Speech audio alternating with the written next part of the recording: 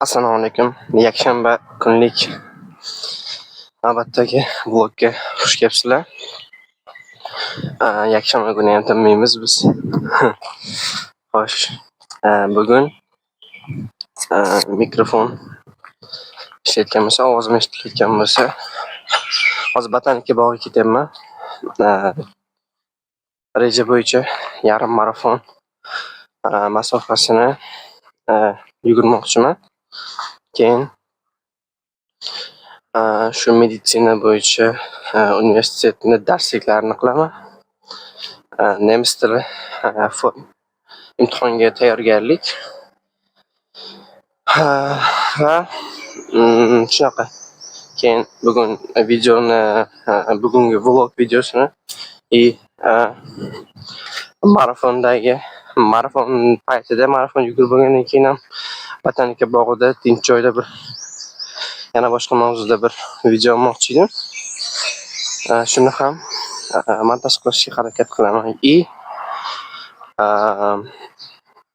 O'zimga marafon yugurib o'tsam, yarim marafon masofasini o'zimga bir kinoni sovg'a qilmoqchiman. Ya'ni kino ko'raman. Ingliz tilida yoki nemis tilida. Shunaqa. Soat 6 bo'ldi. Hozir men avtobusga chiqib, botanika bog'iga ketyapman.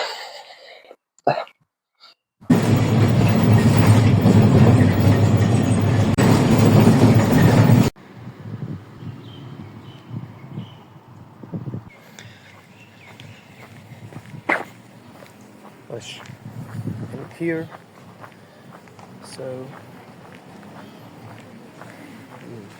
ichkariga kirib kiyimlarni almashtirib olamiz. Botanika bog'iga kirib oldim.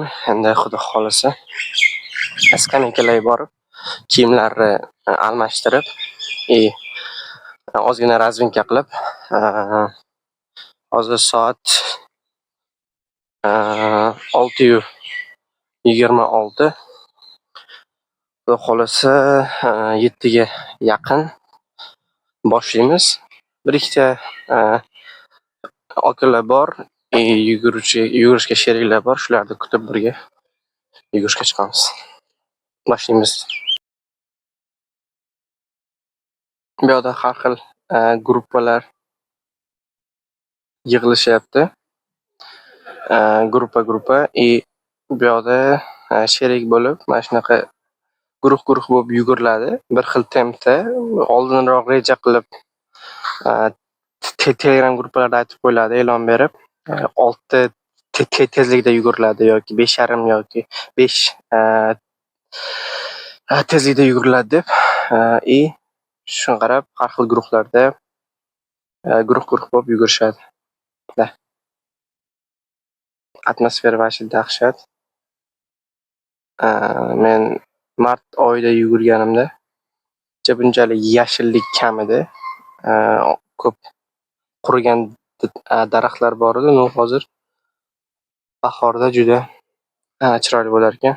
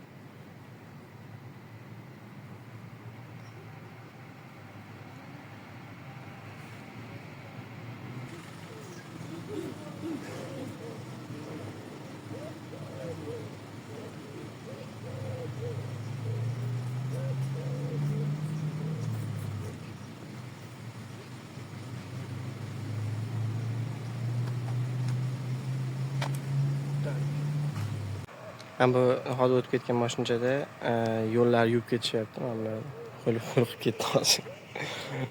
Oyoqlarimni fresh. Said Valiyev.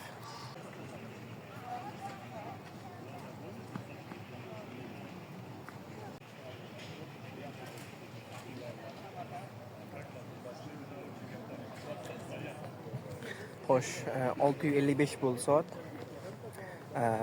Xudo xolasa men bu Toshkent run yugurishi soat 7 da boshlanadi menimcha.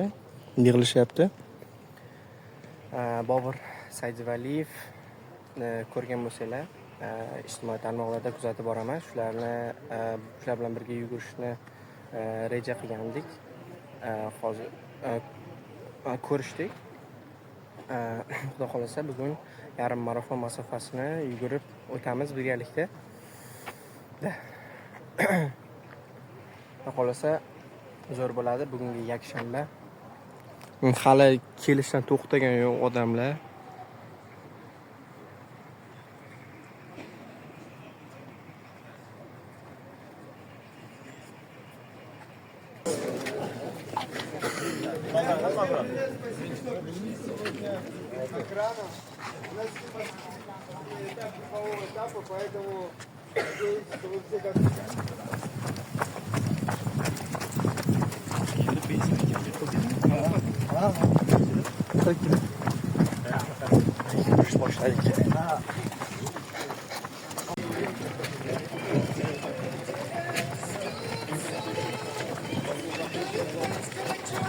Tezlik 6, 5,5 atrofida.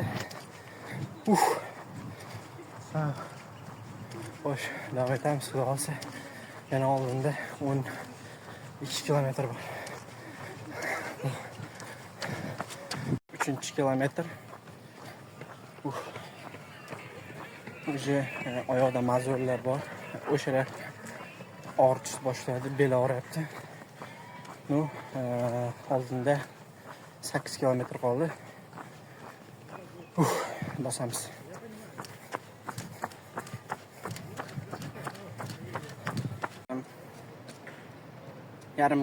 Yarim marafon uzoqligini deyarli yugurib o'tdim. Orada meni Strava ilovasi o'chib qoldi. Unga hisoblamagan. Xo'sh, hozir ozgina dam olib YouTube'ga bir kontent olishim kerak, shuni olib sekin qaytamiz. Bobur aka bilan hamma yugurib bo'lyapti deyarli. Kamchilik hozir yugurishda davom etyapti hali.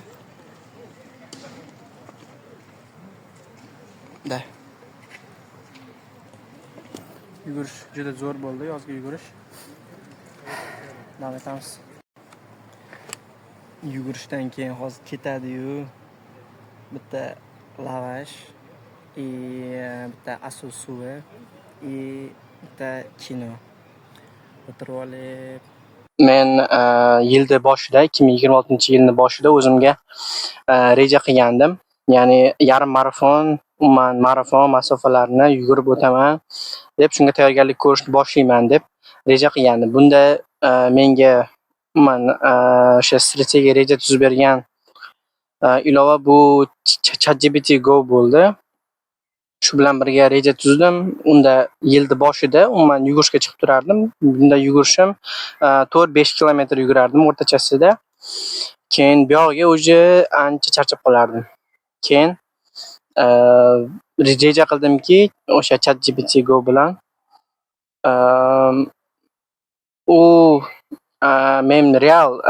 menga reja tuzib berdi. Shunda avgust, sentyabr oylarida yarim marafon masofasini yugurib o'tadigan darajada chiniqib boraman har oy. Mana shu haftada 3 marta, 2 marta yugurib borsam, o'sha demak 8-9 oyda men yarim marafon yugurib o'ta olaman. Yugurib o'ta olasan degan menga o'sha ko'rsatdi. Keyin shuni yilning boshidan boshladim yugurishni. Har hafta 2-3 marta yugurishlikni.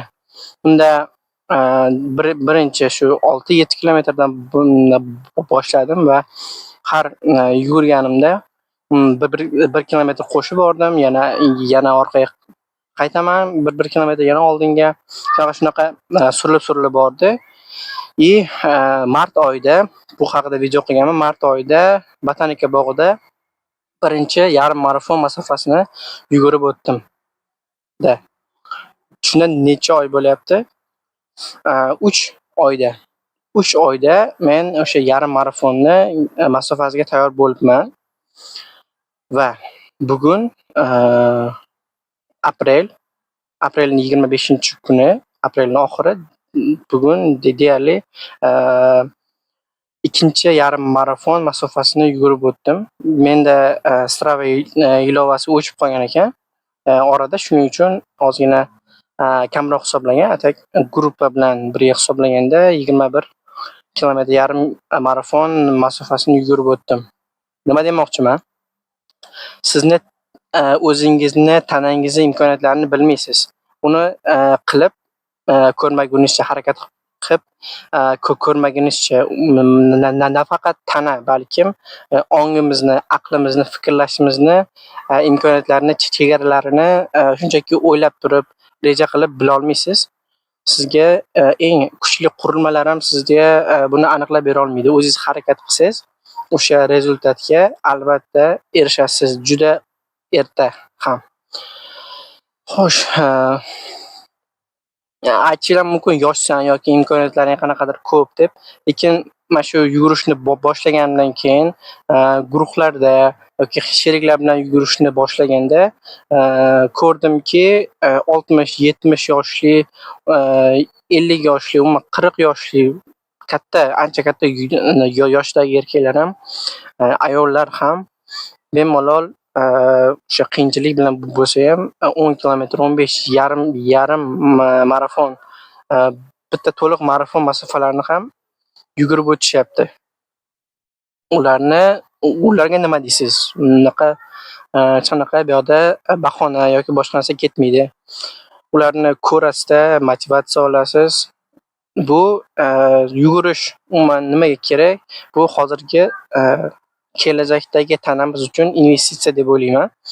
Chunki hozir shifokorga borib yoki biror bir xastalik bo'lsa sizda, o'shani tuzatishga boradigan bo'lsangiz, qanchadir million pul sarflaysiz. Lekin bunga oddiy yugurish uchun oddiy bitta oyoq kiyim, forma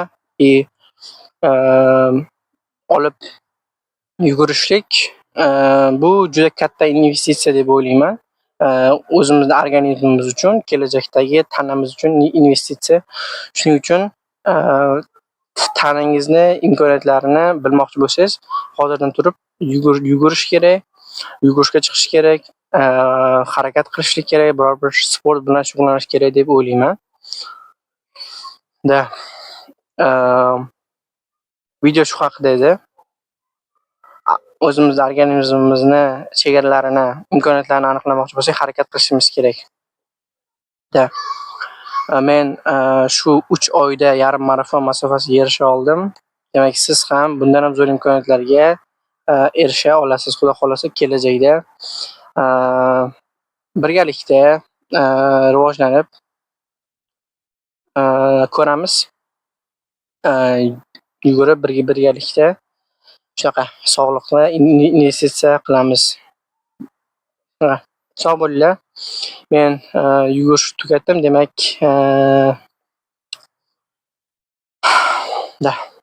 sog' bo'linglar. Yugurishdan keyin uyga qaytyapman. Uyga borib ozgina yuvinib kiyimlarimni yuvishga solaman. Keyin Sanpekga borib o'qishlarimni qilib, shtabet qilib, keyin mana shu videolarni vaqtim bo'lsa montaj qilishga harakat qilaman. Xudo xolasa bittasi bugun chiqib qolsa kerak. Yakshanba. Hamma o'zi qaytdi. Bobur akam qaytdi уже. Xudo xohlasa harakat qilamiz keyingi boshqa kunlar ham birga yugurishlikka. Havo zo'r, уже quyosh chiqib ancha isib qoldi kun.